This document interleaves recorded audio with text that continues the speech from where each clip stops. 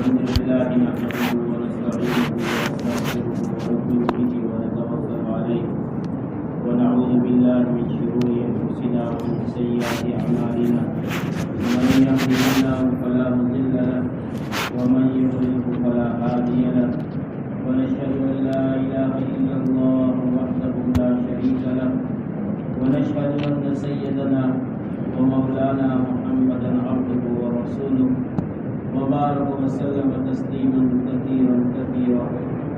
اما بعد فاعوذ بالله من الشيطان الرجيم. بسم الله الرحمن الرحيم. يا ايها الذين امنوا ادخلوا في السلم كافة. وقال الله تبارك وتعالى في مقام اخر قل هو الله احد الله الصمد لم يلد ولم یولد ولم یکن له کفوا احد. صدق اللہ العظیم وصدق رسولہ النبی الکریم. میرے محترم دوستوں، بزرگوں، اللہ جل جلالہ نے رمضان کا مبارک مہینہ اپنے فضل سے ہمیں عطا فرمایا. بہت بابرکت مہینہ ہے، بہت مبارک مہینہ ہے. یہ اعمال کی سیزن کا مہینہ ہے.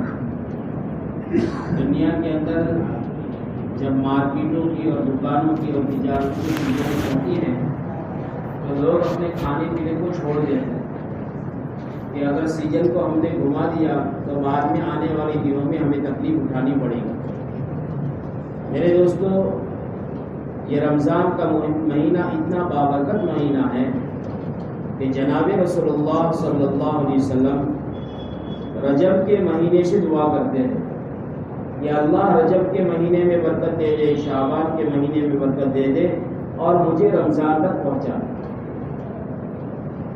آقا نامدار تاجدار مدینہ فخر دو عالم حضرت محمد مصطفیٰ صلی اللہ علیہ وسلم جیسے نبی، تمام نبیوں کے امام، تمام رسولوں کے رسول،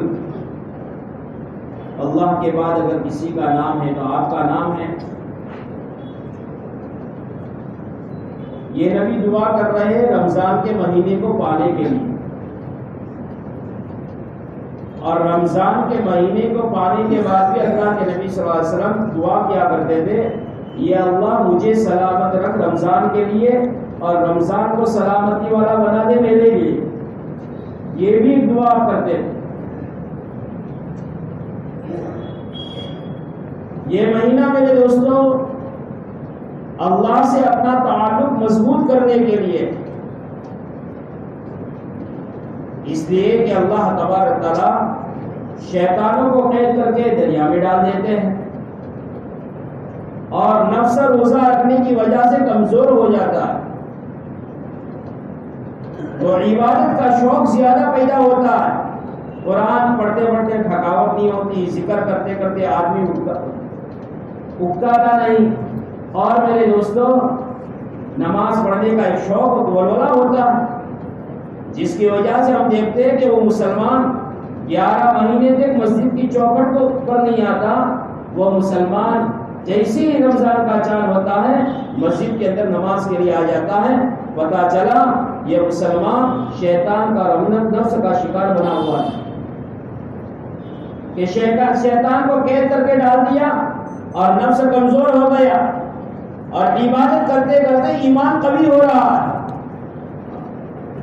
ورنہ میرے دوستوں یہ بھوکا رہنا اور یہ پیاسا رہنا اگر اللہ کے لیے نہیں ہے تو بیکار ہے. یہ بھوک اللہ کے لیے ہے اور یہ پیاس کو برداشت کرنا اللہ کے لیے ہے. جیسے کہ قربانی کے اندر اللہ جل جلالہ رحمہ نواب نے فرمایا کہ مجھے گوشت نہیں چاہیے، چمڑی نہیں چاہیے، مجھے تو تمہارے دل کی نیت چاہیے. یہ جانور کس نیت سے ذبح ہو رہا ہے؟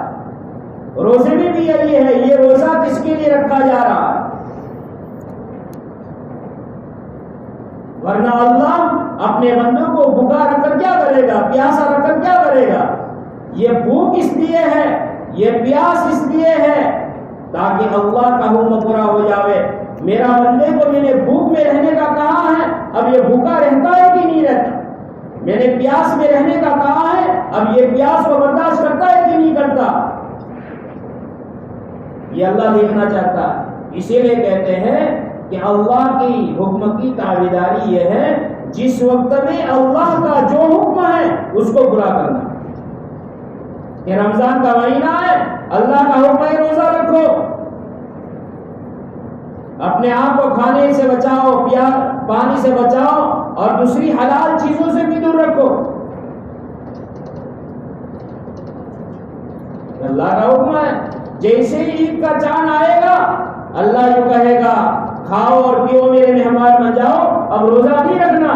اب یہ نہیں کھائے گا تو گنہگار ہوگا، اور رمضان میں کھائے گا تو بولو بھائی سمجھ نہیں آؤ تو کوئی بات. رمضان میں کھائے گا تو کیا ہوگا بھائی؟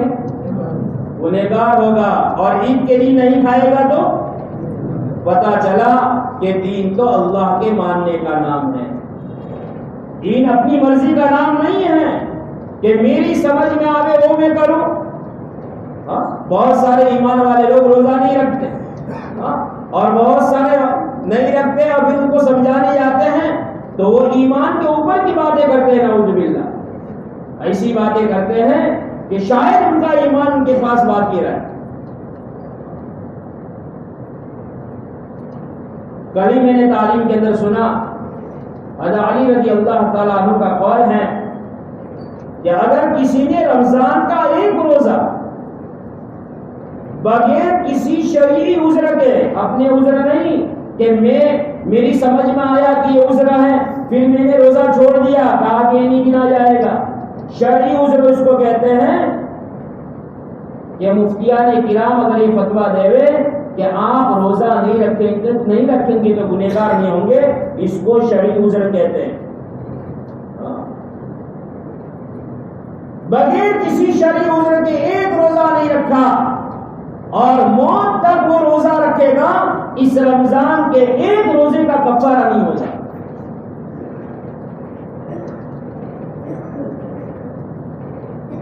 سیرت کو اٹھا کر کے دیکھیں میرے دوستو کہ رمضان کے مہینے میں تو غزوات ہوئے ہیں. 17 رمضان کو حق اور باطل کا فیصلہ ہوا ہے. بھوک کی حالت میں، روزے کی حالت میں، اور وہاں کی گرمی تو تیز گرمی. لیکن صحابہ نے بھی روزے رکھے ہیں میرے دوستو. ہمیں جو روزہ رکھنا ہے وہ اللہ کی رضا کے لیے رکھنا ہے. ہماری بھوک کو کوئی نہیں دیکھ سکتا. کوئی دیکھ سکتا ہے بھائی؟ ارے بھائی بولو. ہماری پیاس کو کوئی دیکھ سکتا ہے؟ کسی کے چہرے سے پتہ نہیں چلتا. لیکن اللہ جانتا ہے یہ پیاس میرے لیے ہے، یہ بھوک میرے لیے ہے. تو اللہ نے فیصلہ کیا کہ سارے اعمال کا بدلہ فرشتوں سے دلوا دیتا ہو، لیکن روزے کا بدلہ میں خود بن جاتا ہوں. حدیث پاک کے اندر ہے دو چیزیں ارشاد فرمائی ہیں، یا تو روزے کا بدلہ میں خود دوں گا یا تو میں خود بن جاؤں گا. اللہ اللہ ہے میرے دوستوں. اور کہا کہ روزے دار کی بھوک کی منہ کی بدبو مشک سے زیادہ اللہ کو پسند ہے. اللہ بڑا قدردان ہے، بڑی قدر کرتا ہے بندوں کی عبادت کی اور بندوں کے عمل کی میرے دوستوں، اور بڑا معاف کرنے والا بھی میرے دوستوں. اسی لیے تو رمضان کے 3 اشرے بنائے گئے، رحمت کے، مغفرت کے اور آگ سے آزادی کی. کہ پہلے عبادت کر کے اللہ کی رحمت کو لوٹ لو اور مغفرت اتنی کراؤ اسے عشرے میں کہ آخری عشرے میں تمہارے لیے آگ سے آزادی کا اعلان ہو جائے.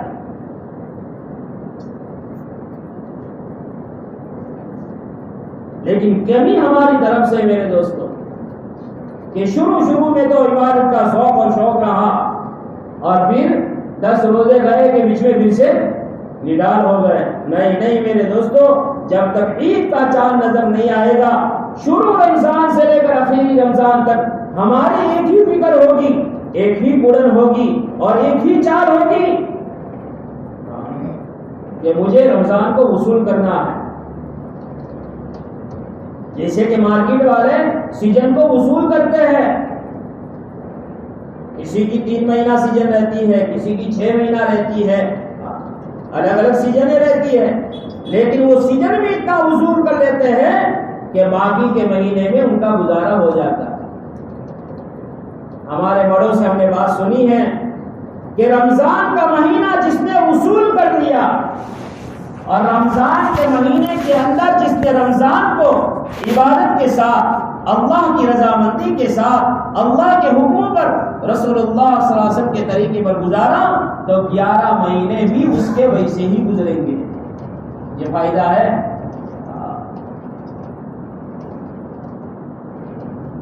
میرے دوستو، ہمارا روزہ تو 16 گھنٹے کا، 15 گھنٹے کا، 17 گھنٹے کا روزہ، لیکن وہ صحابہ کی زندگی کو جب ہم یاد کرتے ہیں اور پڑھتے ہیں کہ جب وہ قید میں ڈال دیے گئے تھے، حضرت بلال رضی اللہ تعالیٰ عنہ کہتے ہیں کہ جناب رسول اللہ صلی اللہ علیہ وسلم ہم دونوں کا گزر اس اتنی چھوٹی چیز پر ہوتا تھا اور اتنے چھوٹے سے رزق پر ہوتا تھا کہ وہ چیز میرے بغل میں آ جاتی، میں اس کو چھپا لیتا تھا۔ خدا کا نامدار تاجدار مدینہ فخر دو عالم حضرت محمد مصطفیٰ صلی اللہ علیہ وسلم کے گھر میں 2 چاند ایسے گزر جاتے تھے کہ چولہا نہیں جلتا تھا، رمضان نہیں تھا، رمضان کے بغیر کی بات ہے یہ۔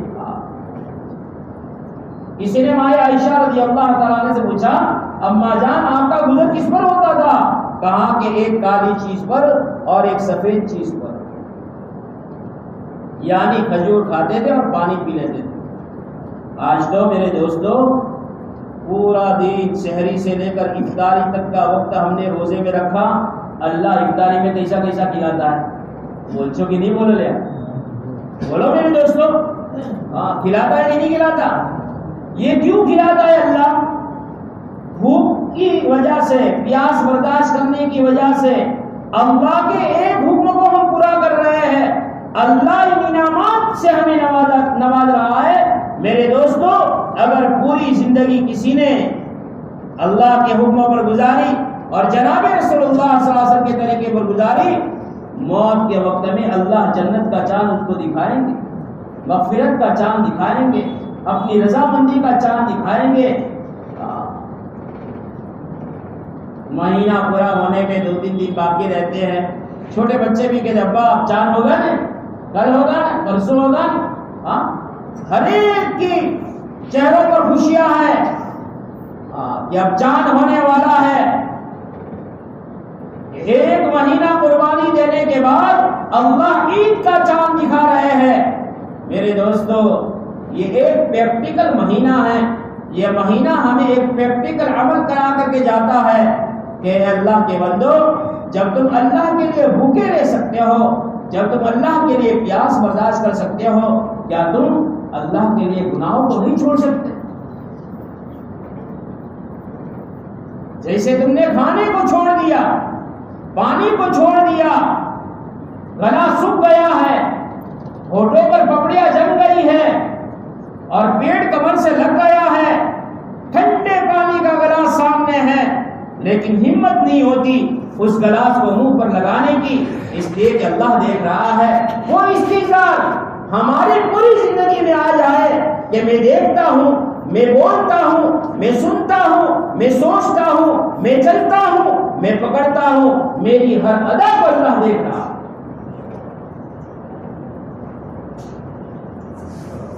علیم بذات الصدور ہے، دلوں کی دھڑکنوں کو بھی دیکھتا ہے اور سنتا ہے اللہ۔ دلوں میں جو اٹھنے والے خیالات ہوتے ہیں اس کو بھی اللہ دیکھتا ہے۔ اللہ کے دیکھنے کی کوئی حد نہیں، اللہ کے سننے کی کوئی حد نہیں۔ جیسے کہ ہماری گھر ہوتی ہے، یہ دیوار سامنے ہے، اب دیوار کے پیچھے کیا ہے ہم نہیں دیکھ سکتے،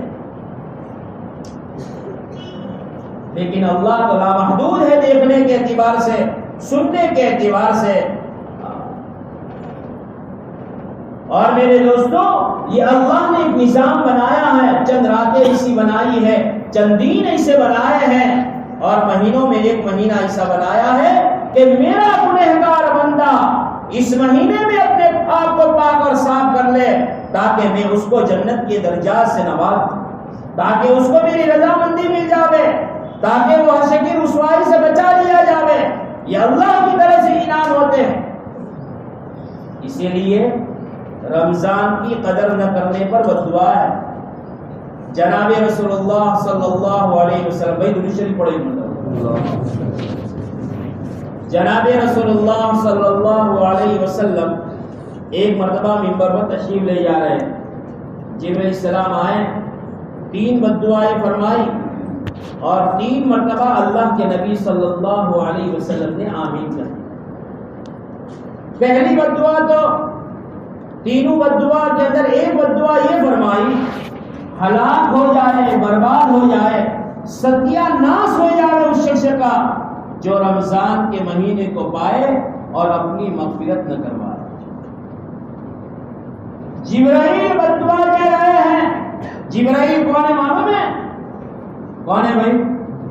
بولو یار، فرشتوں کے سردار ہے۔ کتنے پر ہے؟ ہاں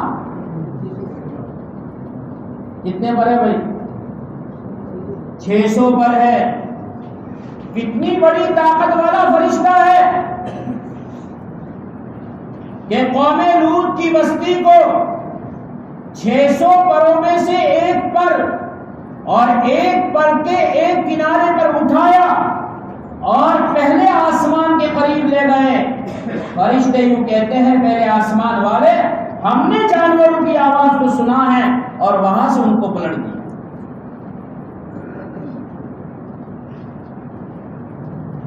براہ راست قرآن مجید کو اللہ سے سننا اور اس کو نبیوں کے اوپر لانا، یہ کام ان کا تھا۔ لیکن پھر بھی میرے دوستو 70,000 نور کے پردوں کے پیچھے پڑے رہتے تھے، آگے جانے کی ہمت نہیں ہوتی۔ سدرۃ المنتہا وہاں پر ان کی منتہا تھی، انتہا تھی، وہاں سے آگے نہیں جا سکتے۔ لیکن آقا نامدار، تاجدار مدینہ، فخر دو عالم حضرت محمد مصطفیٰ صلی اللہ علیہ وسلم کو اللہ نے 70,000 نور کے پردوں کو ہٹا کر کے عرش پر جھکیوں کے ساتھ چلا کر کے اپنے پاس بٹھا کر کے بتا دیا کہ اگر میرے پاس کسی کا رتبہ ہے تو جناب رسول اللہ صلی اللہ علیہ وسلم کا ہے۔ تو اتنے زبردست فرشتے نے بددعا کی ہو اور تمام انبیاء کے سردار جناب رسول اللہ صلی اللہ علیہ وسلم نے بددعا پر آمین کہی ہو، میرے دوستو اب اس میں کچھ کمی رہ گئی؟ بولو بھائی، یوں سمجھانا چاہتے ہیں امت کو، یہ مہینہ سراسر رحمت کا ہے، یہ مہینہ سراسر مغفرت کا ہے، یہ مہینہ اللہ سے توبہ کروانے کا ہے، یہ مہینہ اپنی زندگی کے بنانے کے فیصلے کروانے کا ہے، یہ مہینہ اللہ سے لینے کا مہینہ ہے۔ اگر کوئی ایمان والا اگر اس نے اس مہینے میں اللہ کو راضی نہ کر دیا، میرے دوست بہت بڑی محرومی کی چیز ہے اس کے لیے۔ تو میں یوں کہہ رہا تھا کہ آج ہماری بھوک گھنٹوں کے اعتبار سے ہے، وہاں پر تو بھوک مہینوں کے اعتبار سے ہوتی ہے۔ غزوہ خندق کے موقع پر اللہ کے نبی صلی اللہ علیہ وسلم بھی خندق کے کھودنے میں ساتھ دے رہے ہیں۔ ایک صحابی رضی اللہ تعالیٰ عنہ اجمعین آئے اور کہا کہ یا رسول اللہ متی نصر اللہ، یہ اللہ کے نبی صلی اللہ علیہ وسلم اللہ کی مدد کب آئے گی؟ اللہ کے نبی صلی اللہ علیہ وسلم نے کہا او میرے صحابی کیا بات پیش آئی؟ کیسی بھوک ہوگی کہ صحابہ اللہ کے نبی صلی اللہ علیہ وسلم کو کہنے پر مجبور ہو گئے۔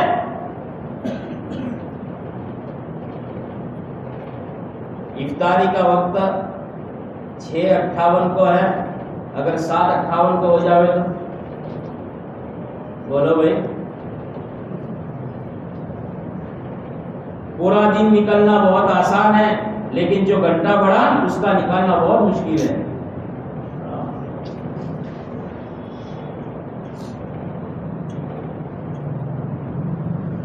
اللہ کے نبی صلی اللہ علیہ وسلم پوچھا بھائی کیا بات ہوئی؟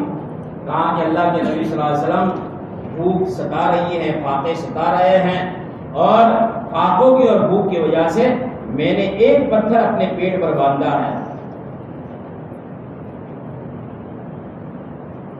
اس سے بڑھ کر یہ ہے کہ ہماری عورتیں بھوک میں تڑپ رہی ہیں، بچے بھوک میں بلبلا رہے ہیں۔ اللہ کے نبی صلی اللہ علیہ وسلم نے اپنے دامن مبارک کو اٹھایا اور کہا او میرے صحابی، تو نے ایک پتھر باندھا ہے، رحمت للعالمین صلی اللہ علیہ وسلم نے 2 پتھر باندھے۔ اس زمانے کے اندر بازاروں میں پیٹ پر باندھنے کے پتھر ملا کرتے تھے۔ قاری عبدالرشید اجمیری دعوت برکاتہ کہتے ہیں کہ زمانے کے اندر پتھروں کو بیچا جاتا تھا، جو اس زمانے کے اندر لوگ بھوک کی وجہ سے بڑے کپڑے سے ناف کے اوپر، پیٹ کے اوپر اس پتھر کو رکھ کر باندھ دیتے تھے تاکہ بھوک کا احساس کم ہو۔ لیکن ایسے فاقوں میں، ایسی بھوک میں کسی بھی ایک صحابی نے اللہ کا کوئی حکم نہیں چھوڑا، رسول اللہ صلی اللہ علیہ وسلم کی ایک سنت کو نہیں چھوڑا۔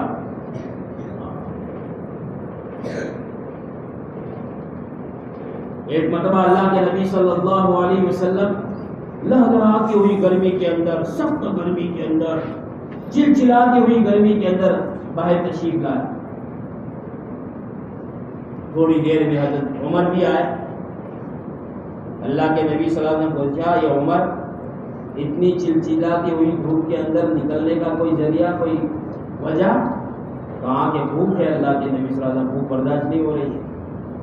حضرت ابوبکر صدیق رضی اللہ تعالیٰ عنہ بھی آ گئے۔ حضرت ابوبکر صدیق رضی اللہ تعالیٰ عنہ کون ہے بھی؟ تجارتوں کے سردار تھے، تجاروں کے سردار تھے، تجارت کے اندر ان کا نام تھا۔ بڑے بڑے تاجر ان کے یہاں سے کپڑے خریدا کیا کرتے تھے، کپڑوں کی خریداری کیا کرتے تھے، بڑے مالدار تھے۔ اور ابوبکر رضی اللہ تعالیٰ عنہ وہ ہیں جنہوں نے زمانے جہالت میں کے اندر بھی کفر اور شرک نہیں کیا، بتوں کو بھی نہیں پوچھا، اللہ کا انکار بھی نہیں کیا۔ وہ ابوبکر رضی اللہ تعالیٰ عنہ جنہوں نے سفر اور حضر کے اندر اللہ کے نبی صلی اللہ علیہ وسلم کا ساتھ دیا، جن کے بارے میں اللہ کے نبی صلی اللہ علیہ وسلم فرمایا سارے لوگوں کا حق میں ادا کر چکا ہوں، لیکن ابوبکر صدیق ہے جن کا حق اللہ ادا کریں گے۔ کون ادا کریں گے بھائی؟ اللہ کریں گے۔ اور جب بھی جو تقاضا آیا ان تقاضوں پر اپنے آپ کو دوڑایا، ان تقاضوں پر اپنے آپ کا لٹایا، جتنا گھر کا سب کچھ لٹا دیا، یہاں تک کہ ہجرت کے موقع پر گھر میں جتنا تھا وہ سب لے گئے۔ ان کے ابا نے کہا، جو نابینا تھے اور ایک چھوٹی سی لڑکی تھی حضرت اسماء رضی اللہ تعالیٰ عنہ جو حضرت ابوبکر صدیق رضی اللہ تعالیٰ عنہ کی تھی، کہا اسماء تیرے ابا تو سب کچھ دے گئے، تمہارے لیے کچھ چھوڑا کہ نہیں چھوڑا؟ حضرت اسماء رضی اللہ تعالیٰ عنہ کہتی ہے کہ میں نے جس تاک کے اندر پیسے اور روپیے اور درہم اور دینار رکھے جاتے تھے، وہاں پر چھوٹے چھوٹے کنکر جمع کیے، اس پر کپڑا ڈالا اور میرے دادا کے ہاتھ کو پکڑ کر لائی اور کہا کہ ہاتھ رکھو دادا۔ جب دادا نے ہاتھ رکھا تو کہا کہ ٹھیک ہے، ابوبکر کا اچھا ہو کہ اس نے کچھ چھوڑ کے گیا۔ حالانکہ حضرت اسماء رضی اللہ تعالیٰ کہتی ہے کچھ بھی نہیں چھوڑا تھا، اللہ اور اللہ کے رسول کے نام کو چھوڑ کے گئے۔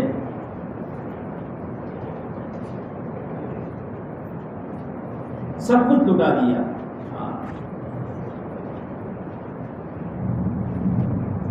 اور صرف آپ کی قربانی نہیں، آپ کے گھر والوں کی بھی قربانی۔ حضرت اسماء رضی اللہ تعالیٰ عنہ جب ہجرت کر کے چلے گئے اور غار کے اندر اللہ کے نبی صلی اللہ علیہ وسلم اور حضرت ابوبکر صدیق رضی اللہ تعالیٰ عنہ چھپ گئے، تو وہاں پر کھانے کا نظم جو تھا اور کھانا پہنچانے کا جو انتظام تھا وہ حضرت اسماء رضی اللہ تعالیٰ عنہ کی ذمہ تھی۔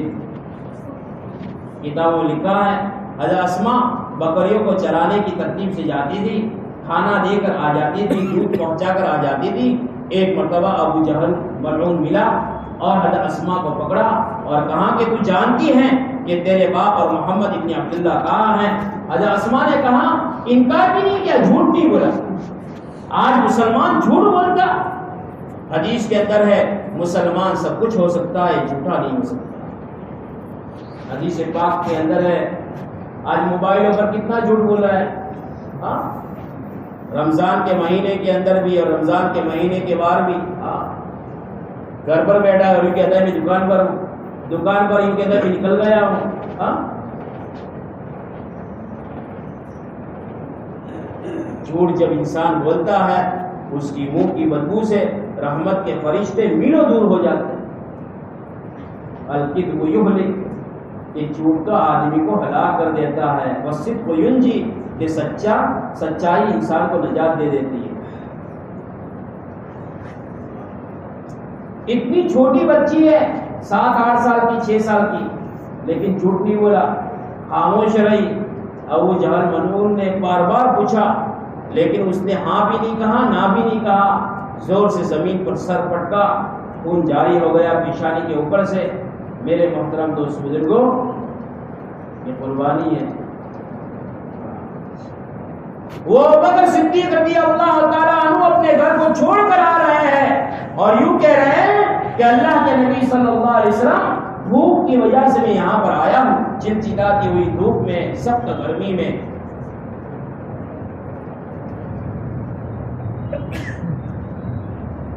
کیسی بھوک ہوگی میرے دوست، لیکن حضرت ابوبکر صدیق نے آپ کا ساتھ نہیں چھوڑا، حضرت عمر رضی اللہ تعالیٰ نے آپ کا ساتھ نہیں چھوڑا، اور آپ نے بھی میرے دوستوں صحابہ کو کبھی کہ ہمتی کی بات نہیں کی، ہمیشہ ہمت کی بات کرتے رہا، اور صحابہ کو ہمت دلواتے رہے کہ اللہ کی مدد ضرور آئے گی۔ اتنے میں حضرت ایوب انصاری رضی اللہ تعالیٰ عنہ آئے، دیکھا کہ حضرت عمر بھی کھڑے ہیں، ابوبکر صدیق بھی کھڑے ہیں، اور جناب رسول اللہ صلی اللہ علیہ وسلم بھی کھڑے ہیں، لاؤ پوچھو کوئی ضرورت ہے؟ حضرت ایوب انصاری گئے اور پوچھا یہ اللہ کے نبی صلی اللہ علیہ وسلم کیا بات ہے، کوئی ضرورت ہے، کوئی تکلیف ہے، کوئی مصیبت پیش آئی ہے، کیا بات ہے آپ اتنی چلچلاتی ہوئی اور اتنی سخت گرمی کی لہریں چل رہی ہے اور آپ یہاں پر کھڑے ہیں؟ کہا کہ ایوب انصاری بھوک کی وجہ سے ہم یہاں پر کھڑے ہیں، بھوک کی وجہ سے، ورنہ اللہ کے نبی صلی اللہ علیہ وسلم کہتے ہیں آسمانوں سے تیار دسترخوان اتر جاتے، اترتے کہ نہیں اترتے بھائی؟ ہاں پہلے ہی سے اللہ نے کہا تھا کہ احد کے پہاڑ کو سونے کا بنا دیا جاوے، آپ اس میں سے لیتے رہنا، خرچ کرتے رہنا، اللہ کے نبی صلی اللہ علیہ وسلم نے منع فرما دیا۔ ایوب انصاری رضی اللہ تعالیٰ عنہ گھر پر گئے، بیوی سے کہا، بیوی نے روٹیاں بنائی، ایوب انصاری رضی اللہ تعالیٰ عنہ نے ایک بکرے کا بچہ ذبح کیا اور گوشت بنایا، ساری تیاریاں ہو گئی، جناب رسول اللہ صلی اللہ علیہ وسلم کو مہمان بنا کر حضرت عمر رضی اللہ تعالیٰ عنہ حضرت صدیق کو بلایا اور کھانے پر بٹھایا، لیکن اللہ کے نبی صلی اللہ علیہ وسلم نے لقمہ اٹھایا تو زاروں قطار رو گئے، زاروں قطار رو رہے ہیں۔ پوچھا ہے اللہ کے نبی صلی اللہ علیہ وسلم کیا کھانے میں کوئی کمی رہ گئی یا آپ کے احترام میں کوئی کمی رہ گئی، کیا وجہ ہے کہ آپ رو رہے ہیں؟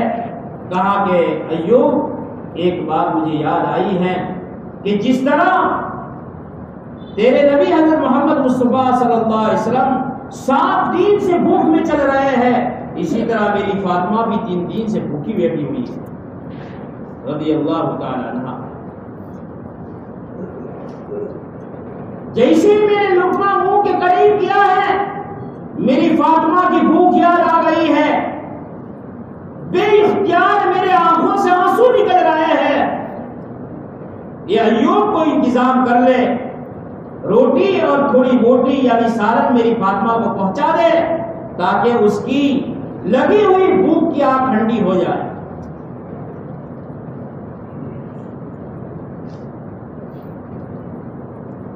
قرآن میں اللہ نے کہا ہے شہر رمضان الذی انزل فیہ القرآن ھدی للناس، 11 مہینوں کے بارے میں نہیں کہا، ایک بات یاد رکھو میرے دوستو، دین اسلام ایسا پاک دین ہے جس میں ہر چیز اللہ نے طے کی ہے۔ کس نے طے کی ہے بھائی؟ رمضان کا مہینہ کس نے طے کیا؟ بولتے رہو اللہ نے۔ جمعہ کا دن کس نے طے کیا؟ اللہ نے۔ عید کے دن کس نے طے کیے؟ اللہ نے۔ ہاں، یہ سارے دن اللہ نے طے کیے ہیں۔ دین اسلام میں دوسرے دنوں میں لوگوں نے طے کر دیے ہیں۔ یہودیوں نے اپنا دین الگ بنا دیا اور عیسائیوں نے اپنا دین الگ بنا دیا۔ کوئی یوں کہتا ہے کہ سنیچر کا دن اچھا ہے، کوئی یوں کہتا ہے اتوار کا دن اچھا ہے، قرآن یوں کہتا ہے، اللہ یوں کہتا ہے۔ میرے ایمان والو، تمہارے لیے جمعہ کا دن اچھا ہے۔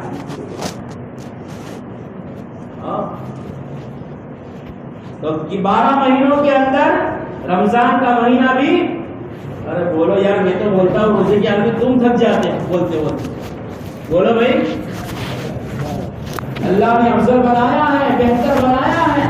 ہاں، کہ جس میں اللہ نے پہلے آسمان پر قرآن کو اتار دیا اور زمین پر ضرورت کے مطابق قرآن اترتا چلا گیا۔ اس مہینے کو طے کیا قرآن کو اتارنے کے لیے۔ کتنا عظیم الشان مہینہ ہوگا میرے دوستوں۔ میں تو عام سے یہی کہوں گا، کچھ تجارت کم ہو جاوے، کچھ دکانوں پر جانا کم ہو جاوے، کچھ مارکیٹوں کے اندر وقت لگانا کم ہو جاوے، لیکن میرے دوستوں زیادہ زیادہ مسجدوں کو وقت دینا شروع کرو۔ اللہ ضائع نہیں کرے گا۔ اللہ میرے دوستوں کسی کا محتاج نہیں بنائے گا۔ جو اللہ کے در پر آتا ہے، اللہ کبھی اپنی چوکھٹ سے اس کو نہیں نکالا۔ ارحم الراحمین ہے، اکرم الاکرمین ہے۔ ہاں، معاف کرنے کے اعتبار سے بھی اتنا بڑا ہے، جیسے کہ حضرت سلیمان علیہ السلام نے اپنی قوم کی دعوت کا تقاضا اللہ کے سامنے رکھا تھا۔ موسیٰ علیہ السلام نے بھی ایک تقاضا یہ رکھا تھا، میں بھی میری قوم کی دعوت کروں۔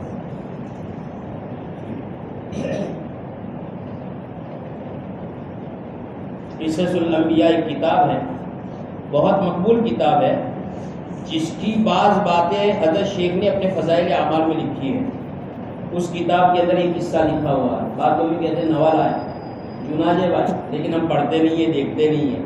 ہاں، تو موسیٰ علیہ السلام نے اللہ سے کہا، اللہ میری قوم کی مجھے دعوت کرنے کی اجازت دے دے۔ اللہ نے کہا موسیٰ تمہارا کام نہیں ہے، کیونکہ جلالی تھے۔ ہاں، جیسے دعوت کے کام کرنے والے ساتھیوں کو بھی کہتے ہیں جلال میں مت آ جاؤ، گے جوش میں مت آ جاؤ۔ ہاں، بہت ضد کرتے تھے اور کلیم اللہ بھی تھے، جب چاہے جس وقت چاہے اللہ سے باتیں کر لیتے تھے۔ اللہ نے کہا موسیٰ ایک کام کرو، پہلے جو میں بات کہتا اس کو سنو، اس کو دیکھو، اور اس کے بعد میرے پاس آنا، پھر اس کے بعد فیصلہ کروں گا کہ تم اپنی قوم کی دعوت کرو گے کہ نہیں کرو گے۔ کہا کہ ٹھیک ہے باری تعالیٰ، منظور ہے مجھے۔ کہا کہ موسیٰ فلاں دن عصر کی نماز کے بعد فلاں قبرستان میں جانا، ایک شخص تم کو نظر آئے گا، وہ کیا کرتا ہے وہ تم کو دیکھنا ہے۔ اس کے بعد پھر اپنا مشورہ پورا ہوگا، بھائی آپ کو دعوت کرنی ہے کہ نہیں کرنی۔ اور اس سے موسیٰ علیہ السلام جو پتہ دیا گیا اس پتہ پر گئے، قبرستان میں پہنچے۔ عصر کی نماز کے بعد ایک شخص تھا کفن چرا رہا تھا۔ پہلے زمانے کے اندر تو لوگ کفن چراتے تھے۔ ہاں، تو موسیٰ علیہ السلام کے دل میں یہ بات آئی کہ تو مردوں کے کفن چراتا ہے، یاد رکھنا اگر اللہ نے مجھے یہ کہہ دیا کہ موسیٰ اپنی قوم کی دعوت کر لے تو ایک گھٹ پانی نہیں لوں گا اور ایک کھانے کا لقمہ تجھے نہیں کھلاؤں گا۔ فوراً وہی آئی، موسیٰ 40 سال سے یہ کام کر رہا ہے، ایک وقت کا پانی ہم نے کم نہیں کیا اور ایک وقت کا کھانا ہم نے نہیں چھینا۔ وہ اللہ ہے میرے دوستو۔ مایوس ہونے کی ضرورت نہیں ہے، گھبرانے کی ضرورت نہیں ہے۔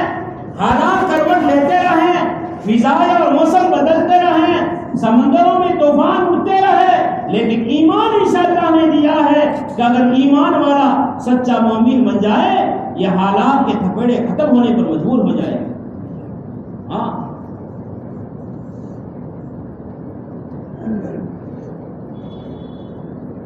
ہمارے پاس جو ایمان ہے بہت قیمتی ایمان ہے. ہاں اسی لیے کہتے ہیں کہ ایمان پر لگاؤ جیسے کہ کسی کا مکان پر لگا اور مکان تیار ہو گیا کوئی آ گیا بھائی ہونا اندر تو 1 فٹ زمین ماری نیکڑے سے تو پھر شو کیسے خبر دے جیو آلو جیو اور ٹکڑو نہیں آلو چم لیا تنا خبر دے مکان کمیتا بلیو سے پسینہ ٹپکا ہے وقت لگا ہے جان لگی ہے صلاحیت لگی ہے مال بھی لگا ہے. صحابہ ہر سودا کرتے تھے تکلیفوں کا سودا کیا بیماریوں کا سودا کیا آفات اور بلیات کا سودا کیا لیکن خدا پاک کی قسم کسی بھی صحابی نے ایمان کا سودا نہیں کیا. آج ایمان والا ایمان کے سودے کر رہا ہے. کیا وجہ ہے کہ جس پر لگانے کا کہا تھا اس پر نہیں لگا اور جس پر کم لگانے کا کہا تھا اس پر لگ گیا اور جہاں نہیں لگانے کا کہا تھا وہاں پر لگ رہا ہے. کہ ایمان پر لگا تھا اور منزل جنت تھی جنت. کوئی گاڑی لے جتو ہے انہیں دلی جوان ہوئے انہیں اوپر ہے وہ چھوڑو بولے پلس چم اوپر ارے اوپر ہے پھر دی پوچھے بات شکو ہم سے دارے وہ بار بار تقاضا کرے گا کہ مجھے چھوڑ دیا جائے مجھے آگے کی منزل تک پہنچنا ہے. او میرے بھائیوں ہماری منزل جنت ہے. جب تک جنت میں نہ جائے ہمیں سکون نہیں آنا چاہیے ہمیں چین نہیں آنی چاہیے. میرے دوستو اسی لیے تو اللہ نے رمضان کا مہینہ دیا. سحری میں اٹھ جاتے ہیں تھوڑا اور پہلے اٹھ جاوے نیند کو کم کر لے اور آدھا پونا گھنٹہ 1 گھنٹہ مسلسل اللہ سے مانگنا ہو.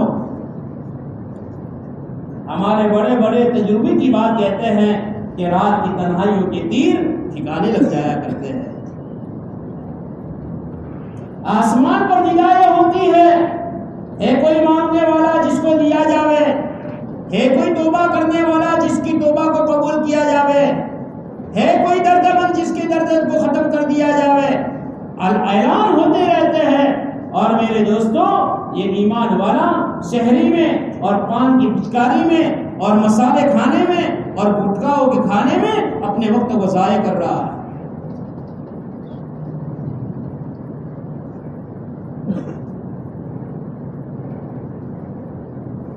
افطار کے وقت میں باتوں میں ضائع ہو رہی کیا بنائے گھر جا کر کہتا پہلے یہ بولتے کتنے آئٹم بنائی تمہیں دودھ نہ تو کدی پیشو آج موڑی سے تم کھاوا مقدر میں جو ہوگا وہ اللہ کھلائیں گے اور تقدیر سے زیادہ کسی کو ملنے والا نہیں ہے.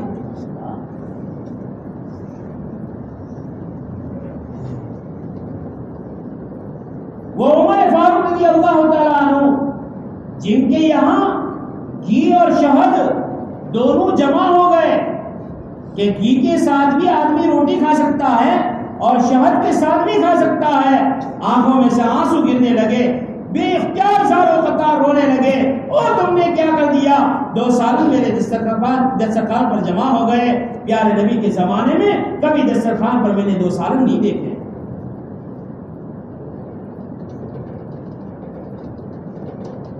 یہ مہینہ کھانے اور پینے کے لیے نہیں ہے یہ مہینہ عبادت کے لیے ہے.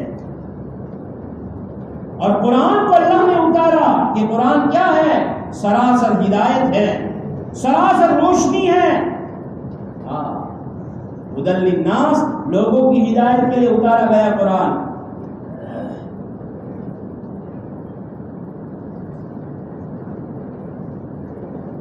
اس لیے میرے محترم دوست بزرگوں اپنے وقت کو ضائع نہ کرے بیکار فضول باتیں بھی نہ کرے اور خصوصاً اپنے موبائل کا استعمال چھوڑ دے سوائے فون آنے کے اور فون کرنے کے.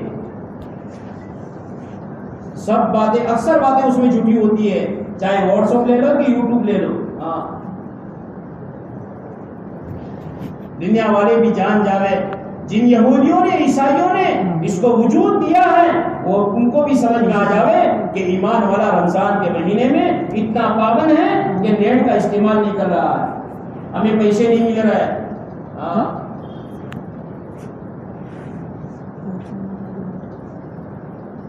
ورنہ یہ عیسیٰ شیطان ہے جس کی شروعات بڑائی سے ہوتی ہے اور اس کی اخیر اور انتہائی شر سے ہوتی ہے. پتہ نہیں کہاں کہاں تک چلا جاتا ہے اور آدمی کیا کیا دیکھ لیتا ہے. اپنے آپ کو گناہوں سے بچانا، جس طرح بھوک کھانے سے بچاتے ہیں، پیاس کے اندر پانی سے بچاتے ہیں، پورے 11 مہینے پوری زندگی اپنے آپ کو گناہوں سے بچانا، جھوٹ سے بچانا، غیبت سے بچانا. آج غیبت تو ہمارا محاورہ ہو گیا ہے. ایک عادت پڑ گئی ہے، دو جمع ہوئے تیسرے کی چتڑے نکال دی. الغیبت اشد من الزنا، کہ غیبت تو بدکاری سے بھی زیادہ سخت گناہ ہے، آقا صلی اللہ علیہ وسلم نے فرمایا.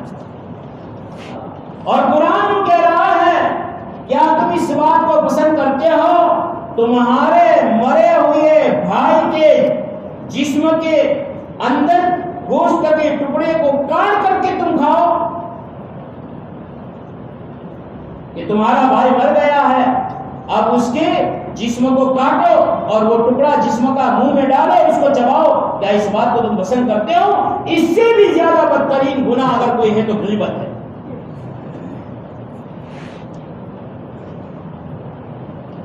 اور آگے قرآن خود کہتا ہے فَكَرِهْتُمُوهُ، تم اس کو ناپسند کرو گے.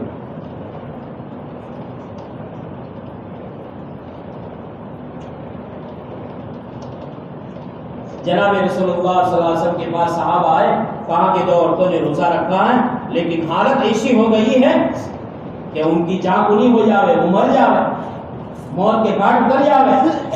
کہا کہ بلایا گیا، کہا پیالے لاؤ، پیالے لائے گئے اور ان دونوں کو کہو اس میں طے کرے. انہوں نے طے کی تو اس میں گوشت کے ٹکڑے نکلے. اللہ کے نبی صلی اللہ علیہ وسلم فرمایا انہوں نے افطاری تو حلال روزے سے کی تھی لیکن روزے کو حرام چیزوں سے پھاڑ دیا ہے، یعنی لوگوں کی غیبت کی ہے. یہ گوشت کے ٹکڑے ان کے نکل رہے ہیں جنہوں نے ان کی غیبت کی. کینہ رکھنا رمضان کے مہینے میں دلوں میں. کینہ وہ گناہ ہوتا ہے جو دلوں میں ہوتا ہے لیکن سامنے والا طاقتور ہوتا ہے تو بدلہ لینے کی ہمت نہیں ہوتی، لیکن یہ کینہ اندر چھپائے رکھتا ہے کہ جب موقع ملے گا تو پچھاڑوں گا. اس کو کینہ کہتے ہیں، اس گناہ. اب کینہ کے ساتھ روزہ رکھ رہا ہے، کینہ کے ساتھ تراویح پڑھ رہا ہے، نمازیں پڑھ رہا ہے. میرے دوستو اس دل کے برتن کو صاف کرنے کی ضرورت ہے اور یہ جب تک صاف نہیں ہوگا تب تک اللہ نہیں آئے گا. اس کو صاف کرنے کی ضرورت ہے. اسی لیے اللہ نے کہا میں کہیں بھی نہیں سما سکتا، میں کسی بھی جگہ پر نہیں آ سکتا، لیکن ایک مومن کا دل ہے جس کے اندر میں آ سکتا ہوں اور سما سکتا ہوں. لیکن وہ کب؟ جب دل کی بیماریوں سے وہ پاک اور صاف ہو. حسد کے بارے میں کیا کہا اللہ کے نبی صلی اللہ علیہ وسلم فرمایا جس کا مفہوم یہ ہے کہ جس طرح سوکھی گھاس کو آنکھ ختم کر دیتی ہے، حسد نیکیوں کو اسی طرح ختم کر دیتا ہے. پھر دوسری مثال دی کہ استرا بالوں کو اڑا دیتا ہے، سر پر سے اتار دیتا ہے، اسی طرح حسد بھی نیکیوں کو ختم کر دیتا ہے. جھلن، حسد، کینہ، بغض، عداوت، دشمنی، یہ میرے دوستوں مسلمان نہیں، یہ ہمارے اندر نہیں ہونا چاہیے. ہمارا تو ہر ایک بھائی ہے، ہر ایک مسلمان ہے. اگر کہیں اونچ ہو گئی ہم معاف کرنے والے بن جاوے. جو جھکے گا وہ اللہ کو پسند ہوگا. سلام کرے. آج تو ہمارے اندر سلام کا رواج بھی کم ہو گیا. سلام ایک دعا ہے سلامتی کی. اللہ کے نبی صلی اللہ علیہ وسلم چھوٹے بچوں کے پاس سے گزرتے تھے تو بھی سلام کیا کرتے تھے. تاکہ ان کو بھی سلام کی عادت پڑ جائے. سلام کر کے کوئی گھر میں داخل ہوگا، کتابوں میں لکھا ہے شیطان گھر کو چھوڑ کر باہر آ جائے گا. پھر جھگڑے ہوں گے میاں بیوی میں. بولو بھائی ہاں سلام، ہاں جہاں پر بھی مسلمان ملے سلام کرے، اور سلام کے لفظوں کو صاف صاف ادا کرے. ایک دوسرے کو سلامتی کی دعا دیتے رہیں تو سلامتی آ جائے گی.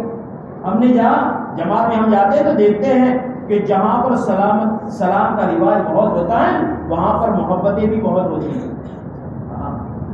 دیکھو، اور جہاں پر سلام کی عادت کم ہوتی ہے وہاں پر محبتیں بھی کم ہوتی ہیں. تو اللہ کے نبی صلی اللہ علیہ وسلم بیٹے ہیں، اپنی بیٹی فاطمہ کو یاد کیا ہے بھوک کے عالم میں. وہ بھی 3 دن سے بھوکی ہے. ایک بڑا اللہ کے نبی صلی اللہ علیہ وسلم کے کانوں میں رونے کی آواز آئی. تو آپ نے دیکھا کہ حسن حسین رو رہے ہیں. حضرت فاطمہ رضی اللہ تعالیٰ کے گھر پہنچے، حسین بھی رو رہے ہیں، حسن بھی رو رہے ہیں. کہا فاطمہ تجھے پتا نہیں دونوں کے رونے کی وجہ سے مجھے تکلیف ہوتی ہے؟ کہا کہ ابا جان مجھے تو پتا ہے لیکن فاقے ہے گھر میں بھوک. ایک کو اٹھایا زبان مبارک منہ میں دی، چوستا ہوا سو گیا. دوسرے کو اٹھایا زبان مبارک منہ میں دی، چوستا ہوا سو گیا. پھر حضرت فاطمہ رضی اللہ تعالیٰ کی طرف دیکھا، بالکل ناظر ہے، بیمار ہے، پیٹ کمر سے لگا ہوا ہے، ہونٹ خشک ہو چکے ہیں، آنکھیں اندر کھٹے پڑ گئے ہیں. کہا فاطمہ کیا ہے؟ کہا کہ ابا بھوک ہے جس کی وجہ سے ہے. یوں نہیں کہا کہ علی کو بلاتا اور شکایت کرتا ہوں کہ گھر کی خبر نہیں رکھتے. کہا کہ نہیں علی تو اللہ کے راستے میں محنت کرتے رہیں گے، لیکن فاطمہ ان تمام آنے والی بھوک پر، ان تمام آنے والی بیماریوں پر اور ان تمام مصیبتوں پر تجھے صبر کرنا ہے. حضرت فاطمہ نے کہا ابا جان میں صبر کروں گی تو کیا ملے گا؟ کہا کہ اللہ جنت کی عورتوں کا سردار بنائیں گے. اس لیے میرے محترم دوست بزرگوں، یہ مبارک مہینہ ہمارے ہاتھوں لگ گیا ہے، اللہ نے لگوا لیا ہے.